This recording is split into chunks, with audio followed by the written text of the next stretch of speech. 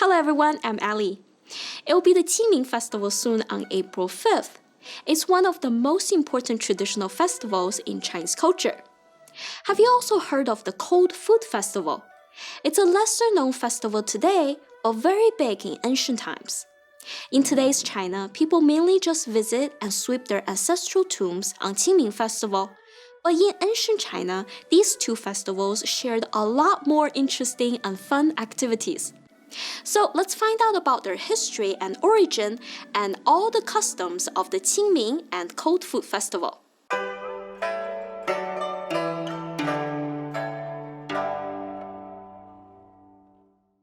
The Qingming Festival, sometimes stylized as Qingming Festival, wasn't always a festival. It was originally a 节气 or solar term.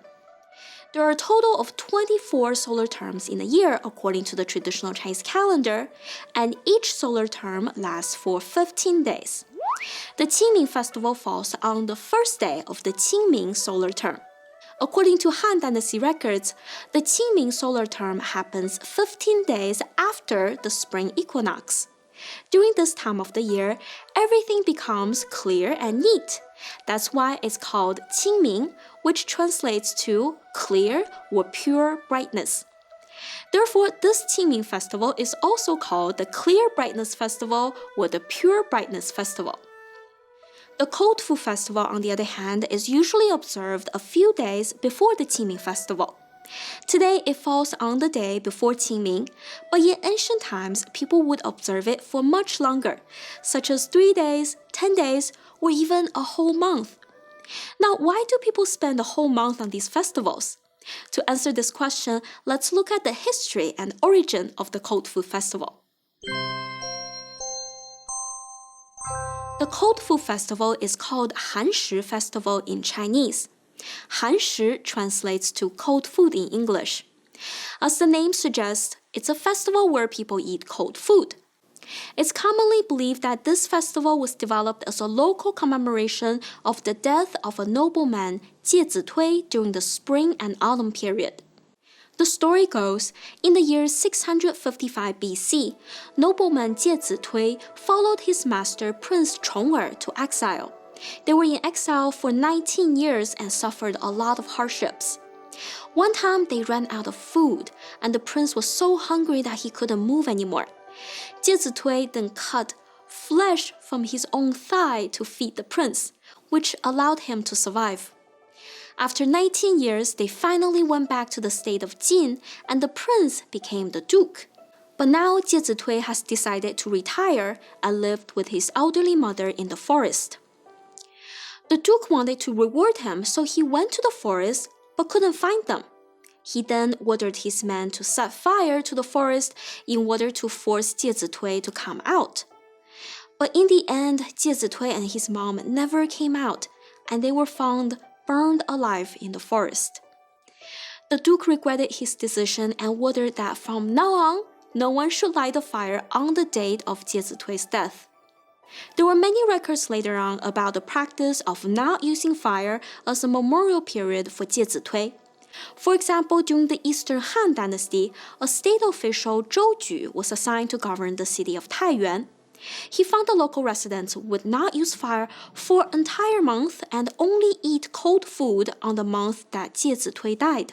The old and the young were suffering from this practice, and many died as a result. Zhou Ju didn't think this old practice was the proper way of honoring the royal and self-sacrificing nobleman Jie Zitui, so he ordered to build a temple for Jie Zitui and asked people to eat warm food instead. And the practice has improved since then. By the Jin Dynasty, records show that people would not use fire for only 3 days in the city of Taiyuan. This local practice was then spread out to entire China and even passed on to neighboring countries. However, it's still debated that Jie Zitui was the reason that the Cold Food Festival was started in the first place. According to the rites of Zhou, citizens were reminded to not use fire in the second month of spring. The same applies to soldiers in the military.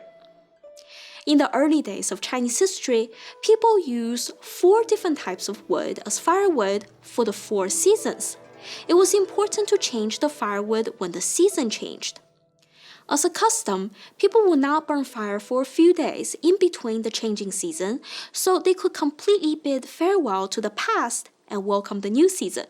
So some people believe that eventually this firewood changing practice was combined with the commemoration of 接子推 and developed into the Cold Food Festival. Since the Cold Food Festival and Qingming Festival were often observed together, their customs have also influenced and merged with each other. The weather usually gets warmer around this time, so people would do many outdoor activities.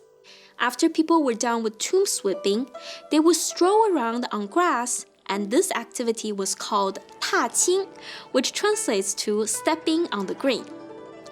Kite flying was also a very popular activity. Boys and girls would fly kites to compete with each other.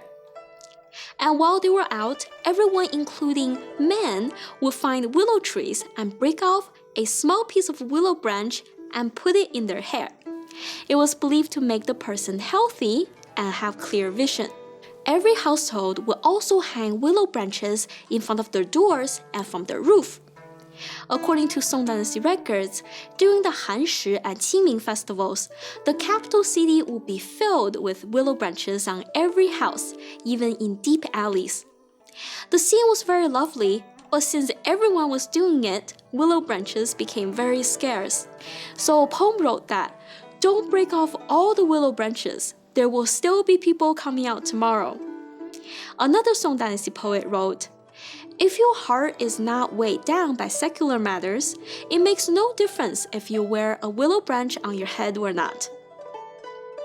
Some other symbolic activities were soccer and swinging. Boys would be playing soccer and ladies would be playing on the swing. A poem described that people knew the Cold Food Festival was coming if they saw people playing soccer. A Ming Dynasty eunuch also described how people celebrated the festivals in the palace. He wrote, "When it's Qingming festival's time, people wore willow branches on their hair. In each of the queen's and concubines' quarters, a swing would be installed." But among all the historical accounts for swinging, I was really surprised and impressed by one particular record about the county of Shouyang. It was recorded that on the dates of Hanshi and Qingming, people would place a huge and tall piece of wood vertically in the middle of the county's center plaza, install a wheel on top, and hang swings all around the wheel. Strong men would rotate the tree, and ladies wearing fancy clothes and beautiful makeup would ride the swing. It looked like they were flying in the wind, and all of their colorful clothing made it look like butterflies flapping in the air. This sounds familiar, right? It's the swing carousel, sometimes called chair swing ride in amusement parks. Except this version is not powered by electricity, but by men. There were also other activities like playing tug-of-war, cockfighting, and more. In terms of food, people would cook porridge with almond powder beforehand to eat on the Cold Food Festival and eat qingtuan, a type of green mochi, for Qingming Festival. I hope you learned something new in today's episode. Which activities are your favorite during the Hanshi and Qingming Festival? Is there anything else you want to learn about Chinese culture? Let me know in the comments. Also, starting from now on, I will be publishing my videos first on a new platform called Ganjing World. Ganjing World is a clean and family-friendly platform, free from harmful, violence, and sexual content. It's my goal to bring uplifting and positive energy to the world, and Ganjing World is the best platform to be on. I'll put the link in the description below. Thank you for watching, and I'll see you next time.